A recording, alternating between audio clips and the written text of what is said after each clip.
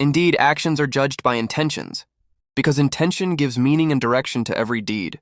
A good intention can turn an ordinary action into an act of worship, while a bad intention can reduce a great action to something worthless. Intentions reflect the true state of a person's heart and shape their character and behavior. When intentions are pure, actions become sincere, purposeful, and beneficial to others. They guide a person toward honesty, kindness, and responsibility.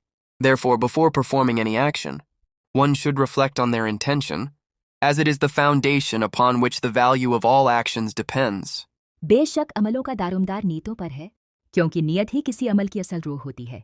अगर नीयत खालिस और सच्ची हो तो छोटा सा अमल भी अल्लाह के नज़दीक बड़ा मुकाम रखता है, और अगर नीयत में खोट हो तो बड़ा से बड़ा अमल भी बेवजन हो जाता है। इंसान के दिल में जो इरादा होता है वही उसके किरदार और रवैये को जाहिर करता है। नीयत इंसान को सही है रास्ता दिखाती है और उसे भलाई की तरफ माइल करती है।